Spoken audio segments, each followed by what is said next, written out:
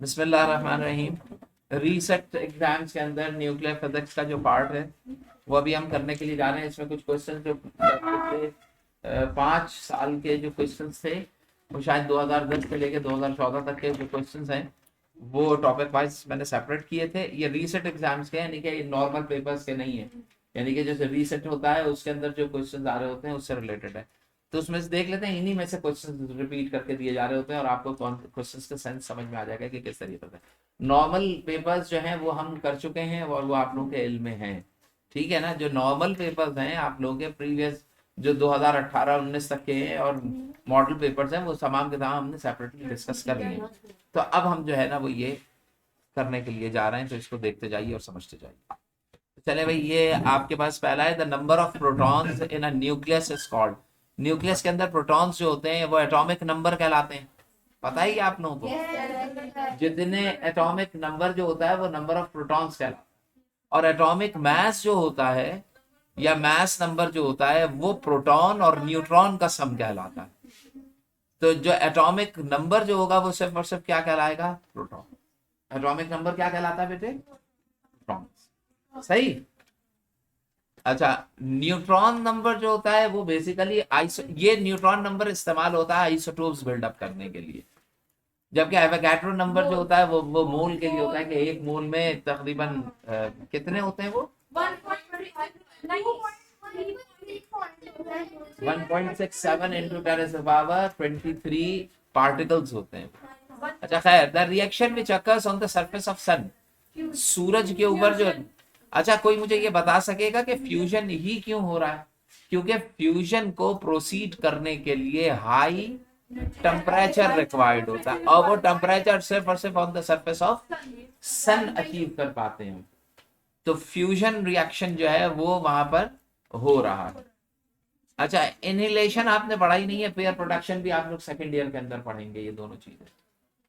The process of splitting एक ऐसा process जिसके अंदर स्प्लिट तोड़ दिया जाए। स्प्लिट कर देने का मतलब क्या हो गया कि फिशन होगा। ये एक होता है फ्यूजन, एक होता है फिशन। फ्यूजन के अंदर क्या है कि वी आर कंबाइनिंग और integrating a smaller one to make a bigger one, और फिशन के अंदर क्या होता है? Break down a heavier nucleus into smaller one. तो अब आप ये बताइए, स्प्लिटिंग अगर U-235 को आप कर रहे हैं, बम्बार्टमेंट ऑफ न्यूट्रॉन और बैरियम और क्रिप्टॉन बन रहे हैं, तो अंडरस्टूड है कि ये कौन सा रिएक्शन होगा? Fission reaction.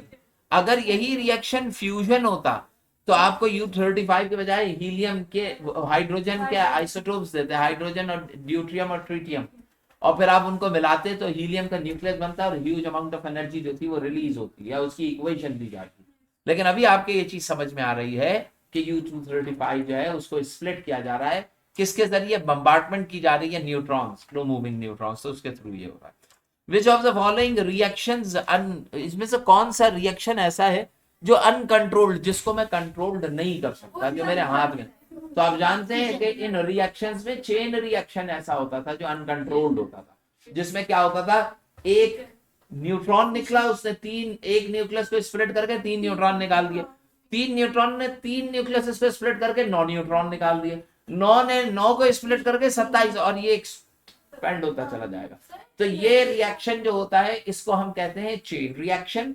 ये अनकंट्रोल्ड, हमारे कंट्रोल में नहीं होता जो, लेकिन जो आपके पास रिएक्टर्स होते हैं, एटॉमिक रिएक्टर्स, उसमें बेसिकली ऐसा सेटअप किया जाता है जिस सेटअप के थ्रू आप इन न्यूट्रॉन्स को आगे बढ़कर स्प्लिट होने नहीं देते, तो वो रिएक्शन आपके हाथ में कंट्रोल्ड हो जाता है। तो देखिए, अगर मैं यहाँ पे चेन देखूं तो यहाँ पे चेन दिखाई दे रहा है? नहीं, यहाँ पे आपको चेन नजर नहीं आ रहा। तो बताइए, चेन रिएक्शन बेसिकली कौन से रिएक्शंस में आकर करता है? फिजन में। तो इसका मतलब क्या है कि ये फिजन रिएक्शन ही अनकंट्रोल्ड होगा। केमिकल रिएक्शन मोस्टली कंट्रोल्ड होते हैं, ठीक है। और एंडोथर्मिक एक्सोथर्मिक के अंदर देखें, कॉन्सेप्ट ये नहीं आता कि एक छोटी सी चीज एक्सटेंड होके इतनी बड़ी हो जाए कि आप ही के अगेंस्ट आ जाए या आप उसको कंट्रोल ना कर सके। तो ऐसा तो मुमकिन नहीं है, या ह्यूज अमाउंट ऑफ एनर्जी इतनी बन जाए जिस जो कि मेरे लिए कंट्रोलेबल ना हो। तो इसमें आंसर फ्यूजन, फिशन रिएक्शन। हाँ बेटी, फ्यूजन में मैं बताऊं, उसमें होता यह है कि लार्ज अमाउंट ऑफ एनर्जी दोनों में होती है, फिशन में भी होती है और फ्यूजन में भी होती है। लेकिन अगर मैं कंपेयर करना चाहूं फिशन और फ्यूजन को, तो आप ये जानते हैं कि फ्यूजन से निकलने वाली एनर्जी फिशन के मुकाबले में बहुत ज्यादा होती है। लेकिन उस एनर्जी को अटेन करने के लिए ये चीज, अब मसलन देखें, फिशन से ज्यादा एनर्जी किसमें मिल रही है? फ्यूजन में। लेकिन फ्यूजन के अंदर जो आप ड्यूट्रियम और ट्रीट्रियम, जो आप आइसोटोप्स ले रहे हैं हाइड्रोजन के, वो आपको हो सकता है अमूमन आसानी से दस्तियाब हो, लेकिन उस एक्सपेरिमेंट को प्रोसीड करना मेरे लिए मुश्किल है, क्योंकि बहुत ह्यूज टेम्परेचर होता है, तकरीबन 10,000 डिग्री सेंटीग्रेड, जो मैं अटेन नहीं कर पाता। तो इसका मतलब क्या है कि फिशन और फ्यूजन दोनों में ह्यूज अमाउंट ऑफ एनर्जी। लेकिन अगर कंपेयर की तरफ, जैसे तुम पूछ रहे हो कि कंपैरेटिवली किसकी ज्यादा है, तो तुम क्या कहोगे? फ्यूजन की ज्यादा है, फिशन की क्या है? कम। लेकिन यहाँ पे क्या है? ऐसा रिएक्शन जो कंट्रोल में ना हो। तो बताइए, कंट्रोल में ना होने के लिए मैंने अभी आपके साथ ये चीज डिस्कस की थी कि अनकंट्रोल्ड का मतलब क्या है? कि वो चीज क्या हो जाए? चेन। तो चेन जो है ना, वो फ्यूजन में नहीं मिलता, बल्कि कहाँ मिलता है? इस वजह से the half life of radio active 3 दिन है भाई, रेडियो एक्टिव की हाफ लाइफ, यानी कि हर 3 दिन में आधा रह जाता है। How long does it take for a sample? 56 gram का एक, 56 ग्राम का एक, 56 ग्राम का एक सैंपल लिया है। बताइए कितने अरसे के बाद वो 7 ग्राम बचेगा? तो बताइए 56 के बाद कितना आएगा? 28, 8 दूनी 16, फिर और फिर आ गया 7 ग्राम। बताइए ये पहली हाफ लाइफ हुई, ये दूसरी हाफ लाइफ हुई, और ये तीसरी। कितनी हाफ लाइफ हो गई? तो एक हाफ लाइफ कितने डेज की है? तो 3 कितनी हुई? 3 3 6 3 9, तो कितने डेज आ जाएंगे? तुम्हें समझ में आई बात? अब बताइए, इसके लिए मुझे कैलकुलेशन करने की जरूरत नहीं पड़ी। लेकिन कब? जब कॉन्सेप्ट क्लियर हो। अगर कॉन्सेप्ट क्लियर नहीं है तो आप ये नहीं कर सकते। अच्छा, अगर मैं इसको करने की कोशिश करूं डायरेक्टली, तो भाई मुझे सबसे पहले ये देखना होगा कि गिवन अमाउंट और रिमेनिंग अमाउंट चेक करना होगा। आपके पास फॉर्मूला क्या हुआ करता था? ये होता था x is equals to x not 1/2 raise to the power n। ये फॉर्मूला होता। x क्या होता था? रिमेनिंग। ये क्या होता था? रिमेनिंग। कितना है रिमेनिंग? 7। गिवन अमाउंट क्या है? 56, 56, और 1/2 n क्या है? Number of half life. Number of कितने number half life? Number of h life. तो बताओ यहाँ पे कितनी? 3 तो दिन है, लेकिन अगर मैं गिनता हूं हाफ लाइफ कितनी गुजरी, तो आपको कितनी नजर आती है? 1 2 3। तो n की जगह मैं क्या लिखूंगा? 3। ये 3, ये वाला 3 नहीं है, ये 3 बता रहे हैं कि जो ड्यूरेशन गुजरा है, जो वक्त गुजरा है, उसमें कितनी हाफ लाइफ आई। तो 9 दिन में कितनी आएंगी? 3। तो मैं यहाँ पे 3 लिखूंगा। 3 लिख के जब मैं इसे सॉल्व करूंगा तो आंसर क्या आ जाएगा? 56, 2 to the 4, 4 to the 8। हाँ बेटे, लेकिन ये मुझे n जो है वो मालूम करना है। n जो है वो मुझे क्या करना है? ये तो मैंने बता दिया ना, यहाँ से n फाइंड आउट करना है। तो अब आप ये मुझे बताइए कि 56 को 7 से डिवाइड कीजिए, कितना आएगा? 7 कितने था? 56, 8 था 56, और यहाँ क्या बचा? 1/2 की पावर n। ऐसा ही है, मैथ्स पढ़ रखी है तो मैथ्स में आप क्या करते हैं? 1/2 की पावर 3 कर लें 8 को, और यहाँ पे 1/2 की पावर क्या है? n। तो बताइए n जो है वो किसके? जब ये बेसिस सेम होंगे तो पावर सेम, तो n किसके बराबर आया? तो कितनी हाफ लाइफ गुजरी? तो एक हाफ लाइफ किसके बराबर है? 3। तो 3 3 3 जा 3 into 3, तो 9 डेज आ जाएंगे आपके पास टोटल वक्त जो गुजरेगा। समझ गए? थोड़ा सा मुश्किल है कैलकुलेशन के रिलेटिवली, लेकिन जो थ्योरी है उसके रिलेटिवली देखेंगे तो वो आपको आसानी से समझ में आ जाए। भाई सैंपल कितना बचा? 7। x नॉट कितना था? 56, 1/2 की पावर n। n मुझे मालूम करना है कि कितनी लाइफ गुजरी है। अगर मुझे पता लग जाए कितनी लाइफ गुजरी है तो मैं वक्त बता सकूंगा ना?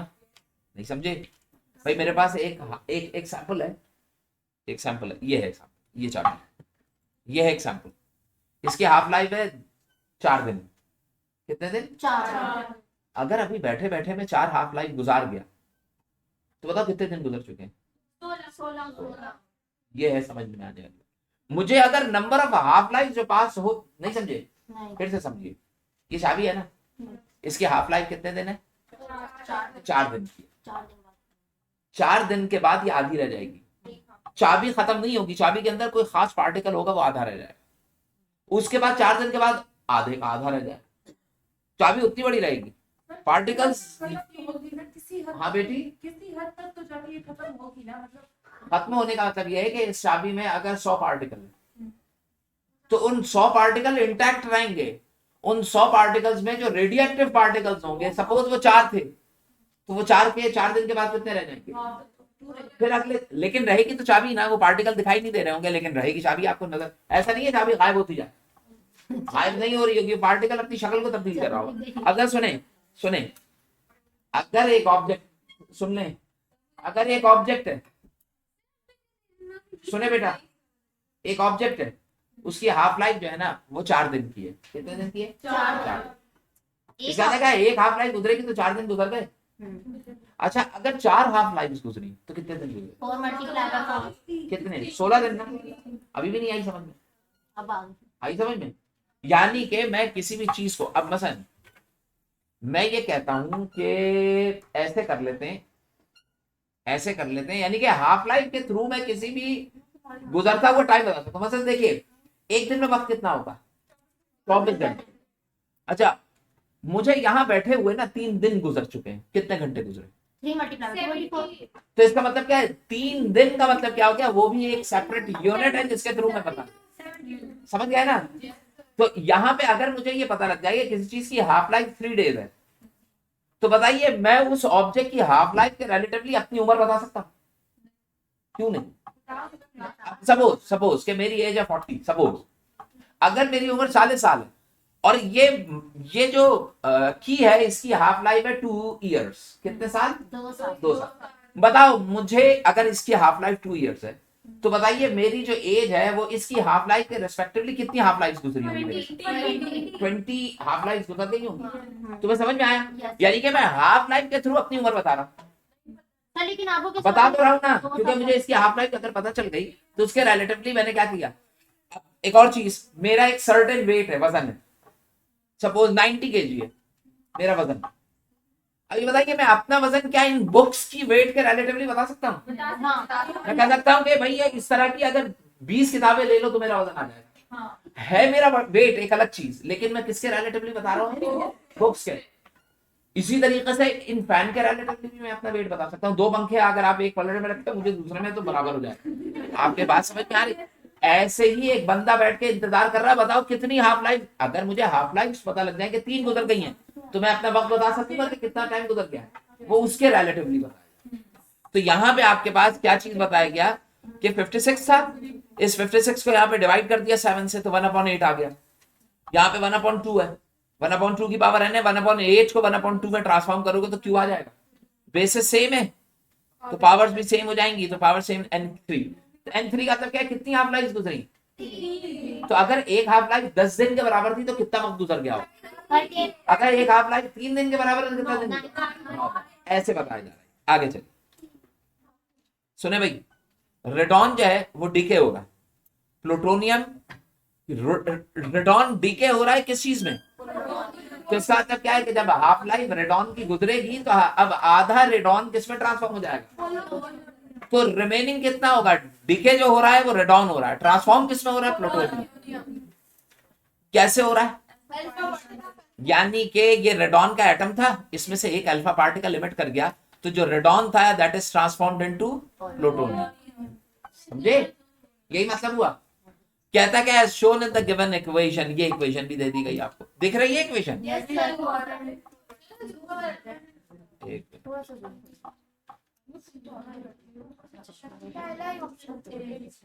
पहला ही ऑप्शन अब दिख रहा है भाई? अब अगर नहीं दिख रहा तो आपकी आंखों का मसला। अच्छा सुने, ये रेडॉन है 82 और 222, 82 और 222। देखो भाई, ये 82 और 222 अगर आपने रखा हुआ है तो बताइए एक अल्फा पार्टिकल निकला, तो अल्फा पार्टिकल जब निकलेगा तो बॉटम पे 2 आएगा और टॉप पे क्या आएगा? 4। ऐसा ही है। जब बॉटम पे 2 और टॉप पे 4 आया तो इसका मतलब क्या? दोनों तरफ सम अप इक्वल होना चाहिए। बताइए ये 82 किसके बराबर होना चाहिए? y प्लस 2 के। तो मैं कैसे लिखूंगा? y प्लस 2, ये वाला आया y प्लस 2 किसके बराबर होना चाहिए? तो बताइए ये y किसके बराबर आया? यानी कि 80। तो y किसके इक्वल आ रहा है?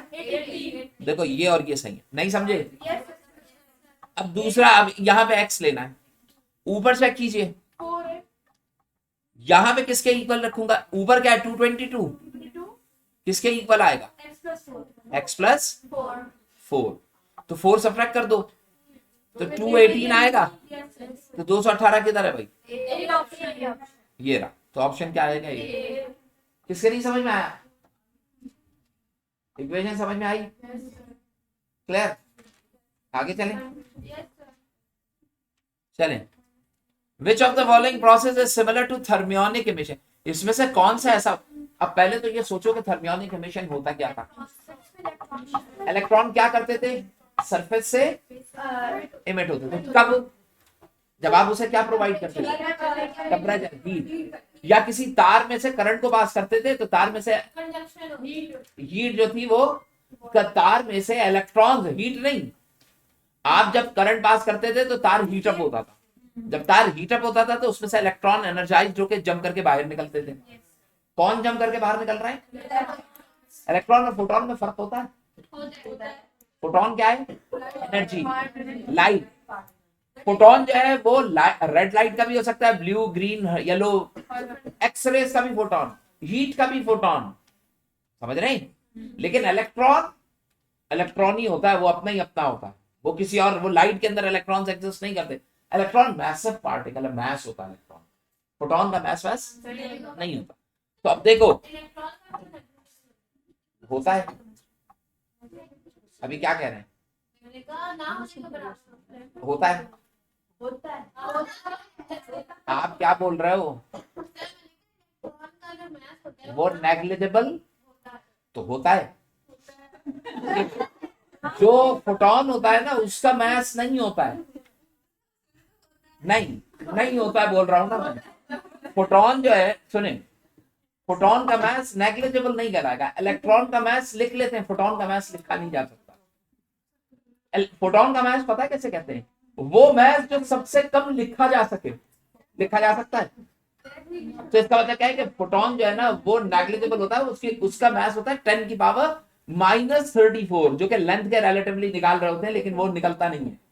तो फोटोन जो है वो एक तरीके से मैसलेस है। अच्छा, एक कहानी और भी होती है, वो ये होती है, ये चीज समझिएगा।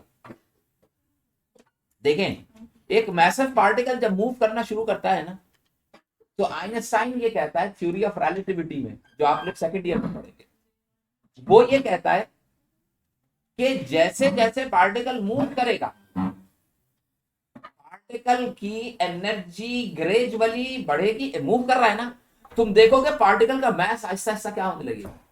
बढ़ने लगेगा। नहीं समझे? मतलब ये पेन है ना, स्लो मूव कर रहा है, इतना ही बड़ा दिख रहा है। जैसे जैसे इसकी स्पीड बढ़ेगी ना, तुम देखोगे पेन का मैस जो होगा वो क्या होने लगेगा? बढ़ने लगेगा। पेन जो है वो मोटा, देखिए क्यों होगा ये नहीं बता रहा हूं मैं, जो होगा वो बता रहा हूं, अभी सिर्फ ये दिमाग में रखिए। तो पेन अपना मैस बढ़ाने लगेगा। जब पेन अपना मैस क्यों बढ़ाएगा? क्योंकि पहले से इसमें मैस है तो बढ़ने लगेगा। और ये चीज प्रूव हो चुकी है कि जब भी किसी ऑब्जेक्ट को स्पीड ऑफ लाइट के क्लोज लेके जाएंगे, तेज दौड़ाएंगे, तो इट विल इंक्रीज, एक मैस में एक्सपेंशन होना शुरू हो जाएगा, मैस एक्सपेंड होता चला जाएगा। ठीक है? क्यों नहीं बता, वो सेकंड ईयर में पढ़ेंगे, लेकिन ये हो रहा होता है। अब तुम खुद सोचो कि एक फोटोन है, वो बहुत ही बारीक, इतना छोटा पार्टिकल है जिसका मैस एग्जिस्ट ही नहीं करता। जब वो चलना शुरू करता है और मूव करता है तब भी उसका मैस एग्जिस्ट नहीं करता। वरना होना तो ये चाहिए था कि जैसे जैसे वो स्पीड बढ़ा रहा था फोटोन क्या होता जाता, लेकिन तुम्हें बढ़ा हुआ नहीं नजर आ रहा। तो तुम क्या उस पर अज्यूम करते हो कि जब इसने चलना शुरू किया था तब उसका मैस, यानी कि चलने के बाद में मैस नेग्लिजिबल है, तो उससे पहले मैस एग्जिस्ट ना करने के बराबर। ये हो क्यों रहा होता है ये अभी नहीं बताने की जरूरत है, आप लोग आगे चल के पढ़ेंगे। सिर्फ यही नहीं है, और बताऊं आपको, नहीं जो लेंथ होती है ना, लेंथ, जब कोई चीज ट्रेवल करती है और स्पीड ऑफ लाइट, तो उसकी लेंथ बढ़ती नहीं है, कम होती है। लेंथ कॉन्ट्रैक्ट, यानी कि कोई चीज सिकुड़ने लगेगी और मैच बढ़ने लगेगा, उल्टा काम नहीं है। लेकिन सवाल ये आ रहा है कि उसकी लेंथ कॉन्ट्रैक्ट करेगी और मैच क्या होने लगेगा, दिमाग मानता है नहीं ना भाई। ऐसा कैसे मुमकिन है कि किसी चीज का मैच बढ़ रहा हो और वो कॉन्ट्रैक्ट करने लगे। समझ आ रहा है लेकिन मैथ का नहीं आ रहा। मैथ भी नहीं समझ में आ रहा था मैथ कैसे। लेकिन मुझे एक बात बताइए, किसी चीज का मैथ बढ़, सुनो भाई, किसी चीज का मैथ बढ़ रहा हो तो बताइए उसकी लेंथ नहीं बढ़ेगी। सर टेस्ट में कोई फर्क नहीं आता। भाई मैं अगर कह दूं जबरदस्ती के मैथ बढ़ रहा है, इसमें मजीद पार्टिकल डालता जा रहा हूं मैं, तो तुम ये बताओ इसकी लेंथ बढ़नी चाहिए ना। लेकिन वो थ्योरी ये कहती है कि जब आपका मैथ इंक्रीज होने लगेगा और लेंथ क्या होने लगेगी, कॉन्ट्रैक्ट। दिमाग नहीं मान रहा होता है लेकिन कैलकुलेशन है कहती है। और तीसरी चीज कहता है टाइम एक्सपेंड होने लगेगा, यानी कि मेरा वक्त स्लो गुजर रहा है, उसका वक्त एक्सपेंड होगा और उसका टाइम क्या हो जाएगा, यानी कि मैं बूढ़ा हो चुका हूँ और वो बंदा जवान रहेगा। ये वही वाली बात है, जब आप मूव करते हैं स्पीड ऑफ लाइट से, जब आप टाइम ट्रेवल करते हैं तो जो ट्रेवल कर रहा होता बंदा वो जवान रहता है, उसके ऊपर कोई इफेक्ट नहीं आता। आप लोगों ने वो देखी होगी इंटरस्टेलर। तो इंटरस्टेलर के अंदर बेसिकली वो पहले बाप दिखाते हैं, एक बाप होता है, वो अपने, उसकी बेटी होती है बहुत छोटी, उसकी एज होती है 10-12 साल। वो जब बेटी की उम्र होती है तो बाप जब इस एक्सपीडिशन पे जा रहा होगा है ना, तो वो जाते हुए अपनी बेटी से कहता है कि भाई मैं एक ऐसी जगह जा रहा हूँ जहां पे जब मैं वापस आऊंगा तो वापस आते हुए मेरा जो वक्त गुजरेगा वो तकरीबन 7 से 8 साल तुम्हें मेरा वेट करना पड़ेगा, लेकिन वो 8 साल मेरे लिए 1 साल के बराबर होगा। जब मैं वापस आऊंगा तो तुम 12 से 20 साल के बराबर हो चुकी होगी और मेरी उम्र जो होगी वो, अगर वो कहता है कि 35 साल का हूं तो मैं 36 साल का हूंगा उस वक्त। तो ये बता के जाता है अपनी बेटी को। लेकिन होता यह है कि जब वो वहां पे उस प्लेनेट पे जाते हैं तो वहां पे उनका जहाज खराब हो जाता है और वो मरते नहीं है भाई, वापस भी तो लौटना है। वो वहां पे तकरीबन तकरीबन सुने बेटा, वहां पे वो इतनी देर के लिए रुक जाते हैं कि वहां पे अर्थ के ऊपर समझिए कि 1 साल गुजरा होता है उसका अपना वहां पर, और यहाँ पर 120 ईयर्स गुजर चुके होते हैं। तो जब वो वापस आते हैं तो उसकी बेटी की एज जो होती है वो 135 पे होती है और वो सुनो, सुन तो ले, वो वेंटिलेटर पे होती है, उसकी फैमिली इर्द गिर्द जमा होती है और वो मरी नहीं होती और इंतजार में होती है कि मेरा बाप वापस आएगा। और जब वो वापस आता है तो उसकी बेटी उससे ज्यादा एज के ऊपर उसका वेट कर रही होती है और वो बाप उस वक्त वापस पहुंच सकता है। तुम्हें समझ में आ रही बात? बज़ाहिर देखने में आपको ये चीज समझ में नहीं आती, इसमें बहुत सारी चीजें कॉन्ट्रोडिक्ट कर रही होती हैं, ऐसा कैसे हो सकता है। लेकिन साइंटिफिकली अगर वो सिनेरियो बिल्डअप कर दिया जाए तो ये चीजें मुमकिन है। कैसे? नबी पाक सल्लल्लाहु अलैहि वसल्लम यहाँ से गए थे वाक़या मेराज के अंदर ऊपर, आप सल्लल्लाहु अलैहि वसल्लम पहले गए बैतुल मक़दस, वहां से गए जन्नत और जहन्नम आप सल्लल्लाहु अलैहि वसल्लम को दिखाई गई, मुख्तलिफ जगहों से आप सल्लल्लाहु अलैहि वसल्लम को गुजारा गया, मुलाकात कराई गई। आप सल्लल्लाहु अलैहि वसल्लम जब वापस आए तो कुंडी हिल रही थी, तो इसका मतलब क्या, आपका गुजरा हुआ वक्त और उनका क्या था, मुख्तलिफ। दूसरा केस क्या है कि असहाब कहफ के लिए ये बात कही जाती है कि असहाब कहफ 300 साल तक सोते रहे, जब उठ के वापस गए हैं तो आप उतने ही बड़े थे असहाब कहफ के अंदर जो लोग थे, और जब मार्केट में जाके उन्होंने दिखाया तो वो नस्ल गुजर चुकी थी, नए लोग आ चुके थे। 306-309 साल तक वो जिंदा रहे। तीसरी चीज हजरत एक थे हजरत एक मिनट उनका नाम था हजरत, यहूदी जिन्हें बेटा मानते हैं, हजरत, यार चुप तो करता हजरत, अरे यार, हजरत मूसा अलैहि सलाम के आल में से कौन थे जिन्होंने यहूदियों को दोबारा से कनेक्ट किया था? नहीं, हजरत देखो मैं भूल गया, वो कोई हजरत थे लेकिन नाम मेरे जहन में नहीं है। अच्छा, उनके मुतालिक ये बात कही जाती है कि उन्होंने अल्लाह से ये बात कही, अल्लाह से कहा कि मैं, अच्छा बहुत सारे पैगंबरों ने ये बात कही है, पैगंबर को बताइए अल्लाह पे सबसे ज्यादा यकीन होता है, और जब उम्मत में बैठे होते हैं तो पैगंबर कभी ये तो नहीं कहता कि अल्लाह मैं दिल के यकीन के लिए, और अगर पैगंबर कह दे कि मैं दिल के यकीन के लिए ये काम करना चाह रहा हूँ कि अल्लाह मुझे तजुर्बा करके दिखा, तो अल्लाह ताला को नाराज नहीं होना चाहिए, होना चाहिए ना, लेकिन अल्लाह ताला कभी नाराज नहीं हुआ। आप देखें कि नहीं तजल्ली नहीं, हजरत अच्छा उन्होंने ये कहा कि उन्होंने अल्लाह ताला से ये कहा कि मैं अपने दिल के सुकून के लिए मालूम करना चाहता हूँ कि हम मरने के बाद जिंदा कैसे होंगे। तो वो एक गार में गए और वो उस गार में जाने के बाद वो हजरत इब्राहिम के साथ था, जिनसे कहा एक चिड़िया को सदाओ पहले, जब वो तुमसे मानूस हो जाए तो उसके टुकड़े टुकड़े कर दो। हजरत इब्राहिम ने कहा था, इब्राहिम अल्लाह को बहुत मानते थे, लेकिन जब मैंने वाकया पढ़ा तो मैं भी हैरान था कि हजरत इब्राहिम ने कहा कि मैं दिल के सुकून के लिए चाहता हूं। अल्लाह ने ये नहीं कहा कि ये क्या बोल रहे हो तुम, अल्लाह ने कहा कि ठीक है करके बताते थे। ये होता है रब। और हमारे साथ क्या होता है, बच्चा 2 से ज्यादा दफा पूछता है आपसे तो आप क्या करते हैं, थप्पड़ मार के उसको बिठा देते हैं। लेकिन जो आपका रब है ना, उसकी क्वालिटी है ये कि रब कभी बंदे को ऐसे खाली नहीं छोड़ता।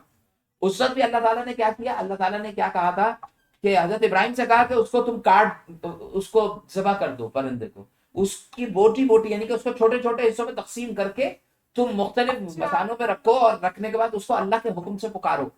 जब इब्राहिम ने पुकारा तो वो उड़ते, और लोगों ने देखा कि वो उड़ता हुआ परिंदा हाथ में आ गया, तो लोग सजदे में गिर गए कि अल्लाह, इब्राहिम का रब सच्चा है कि जब हम मर जाएंगे और हड्डियां हो जाएंगे तो हमें मरने के बाद उठाया जाएगा, पहली चीज।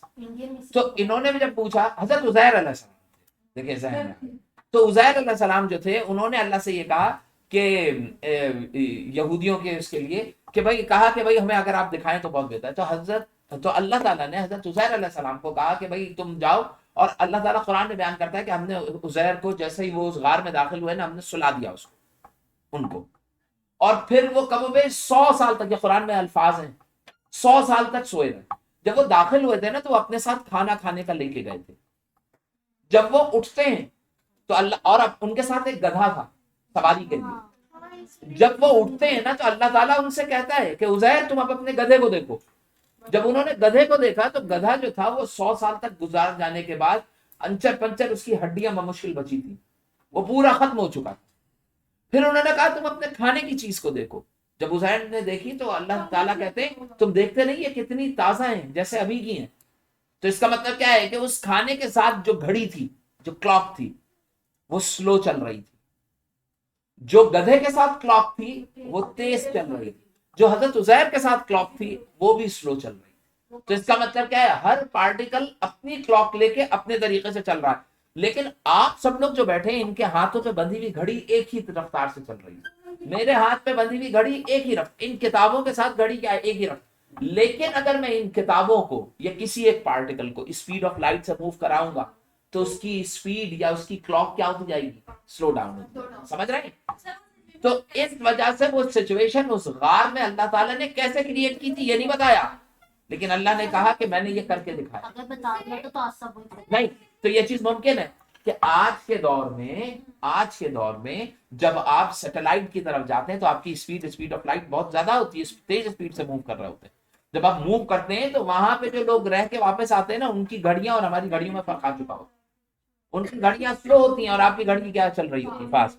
तो इसका मतलब क्या है, वो वेरिएशन जो है वो आज भी उस इक्वेशन के थ्रू ऑब्जर्व की जाती है। तो ये मुमकिन है कि एक बाप जब वापस लौटे तो उसकी उम्र कम हो और उसका बेटा या बेटी जो है वो ज्यादा उम्र में हो। ये चीज मुमकिन है। समझ में आती है बात? हाँ बेटी, यूनिवर्स भी तो हर टाइम एक्सपेंड करता रहता है। हाँ बेटा, यूनिवर्स भी तो एक्सपेंड करता है। यूनिवर्स भी एक्सपेंड कर रही है। फिर तो सर ये लाइट स्पीड ऑफ लाइट थोड़ी मूव कर रही है, यूनिवर्स जो एक्सपेंड कर रही है, तो वो कैसे एक्सपेंड कर रही है? देखें, एक चीज होती है स्पेस। स्पेस उस जगह को कहते हैं जो कि मैटर को कंटेन करता है। हम और आप अगर स्पेस की बात करें तो स्पेस को हम डिफाइन ही नहीं करते और नहीं कर पाते हैं, क्योंकि स्पेस को मैं डिफाइन करूंगा उस ऑब्जेक्ट के रिलेटिविटी जो कि उसको अटेन करेगा। अब होता यह कि अल्लाह ने सबसे पहले स्पेस क्रिएट की अपने चारों तरफ, इंसान के लिए, अपने लिए तो नहीं। अल्लाह को कंटेन करने के लिए स्पेस की तो जरूरत ही नहीं है, लेकिन मुझे, आपको, इन किताबों को, इस पंखे को स्पेस की जरूरत है। स्पेस नहीं है अगर लाइब्रेरी में तो कोई एंटर नहीं हो सकता। तो अल्लाह ने पहले स्पेस क्रिएट की जो कंटेन करती है उस मैटर। फिर क्या किया, उस मैटर को एक पॉइंट के ऊपर मरकूज कर दिया बिग बैंग के लिए। फिर क्या किया, एक्सप्लोजन किया। वो पहली ताकत अप्लाई की अल्लाह ने अपने हाथ से, जिससे वो एक्सप्लोजन हुआ। पार्टिकल्स एक्सपेंड होते होते दूर होते चले। वो स्पेस मौजूद थी जो एक्सपेंड हुई है इनफाइनाइट। पार्टिकल्स एक्सपेंड हो रहे हैं उस स्पेस में। तो समझ में आ रही बात? तो वो एक्सपेंशन चल रही है और अभी तक चल रही है। उस स्पेस की एक्सपेंशन जिस वक्त अल्लाह ने क्रिएट की थी, उस वक्त समझ के क्रिएट की थी कि कितनी बड़ी स्पेस के अंदर एक्सपेंशन समा सकेगी।